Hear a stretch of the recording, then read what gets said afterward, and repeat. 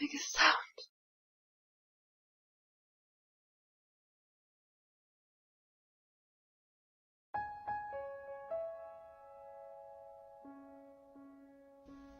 Everything went wrong after that. Ida's new home with the Reverend and Mrs. Carraway was comfortable, but it was no protection against the growing superstition outside. It didn't help that it rained all the time in slippery black drops that clung to everything. It was not a bit helpful that all of Catterwall's children were having nightmares about ugly black creatures and pale little girls with dark eyes. It was certainly no help that everyone knew what happened to Mrs. P. And still, Ida would not say a word.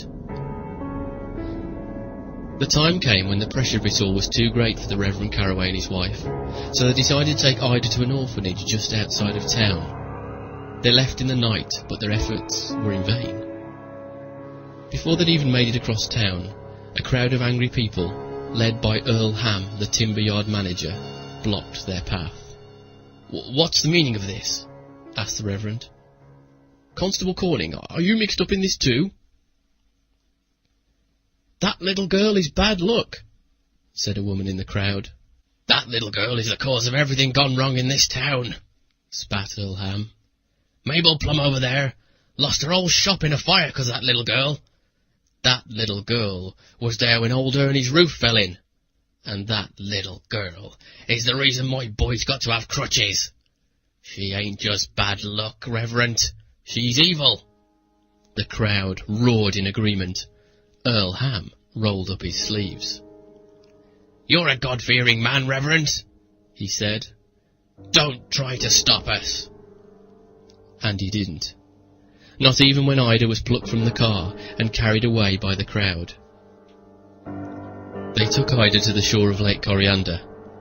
There they cheered as Earl Ham wound her up in chains. Chains weighed down by heavy horseshoes. "For luck!"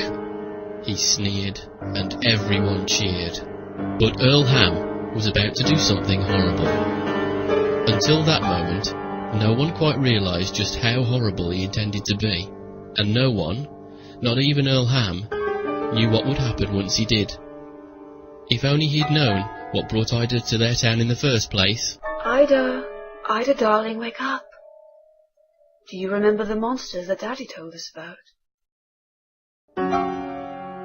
But Earl Ham did not know. Nor did he know of the ancient evil that gathered even now beneath his very feet. Do you remember what we practiced? Oh no, dear, shh, we mustn't cry. We must think of love and happiness and all the wonderful things that make us strong so we can fight them. Let's sing a happy song, shall we? Which one shall we sing then? Earl Ham did not know that this evil had travelled the world for thousands of years, sometimes gobbling up entire cities, leaving no one to warn of it.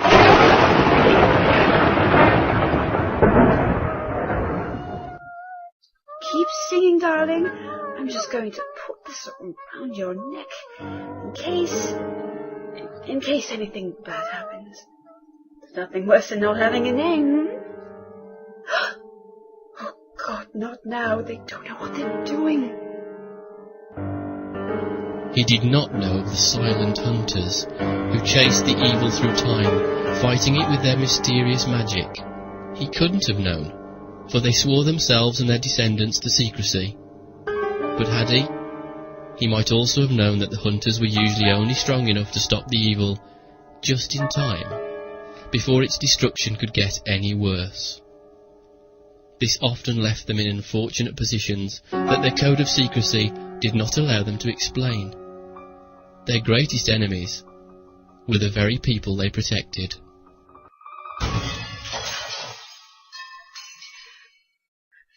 Ida, don't make a sound. Just keep running. Earl Ham did not know that Ida was the last of her kind. "Back to the devil with you!" he jeered, and he shoved Ida into the dark water.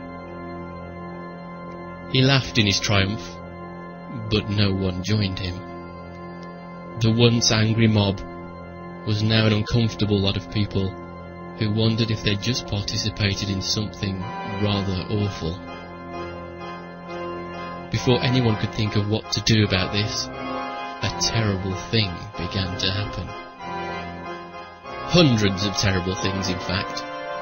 Free to carry out their evil, now that Ida could not stop them, Caterwall was surely doomed.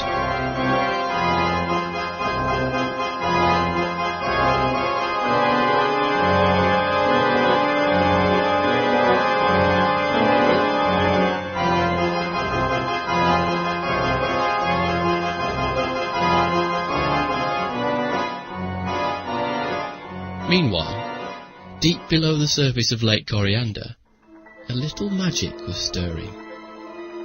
As Ida struggled to escape, she thought not of her sorrow, but of the love she'd once felt. She thought of her mother's words. She thought of Mrs. P and Mr. P and their sunny garden. She even thought of Petey, and how he'd wagged his tail when Ida saved him from certain death. Oh no! She would not let the terrible things harm Mr. and Mrs. P any more. Oh no, she would not let them hurt Petey again, no matter how he tried to bite her ankles. The terrible things had done enough damage, she decided, and it was time they learned their lesson. With these thoughts, Ida's magic became so powerful that the chain snapped into pieces, and she shot from the water like a cannon, landing upon the shore with a thump. The terrible things could not be destroyed. But Ida knew, because her mother told her, that if she sang her favourite song as loudly as she could drive them back to the horrible depths.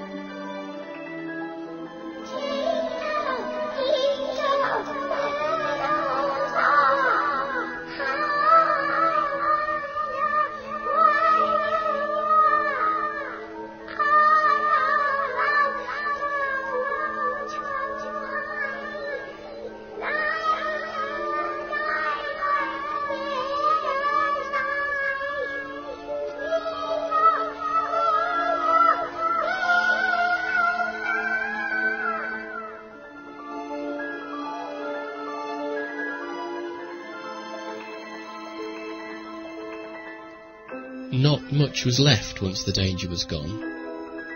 The few who lived pretended it had all been a very bad storm. They didn't speak of what they did that night. Most left town and never returned.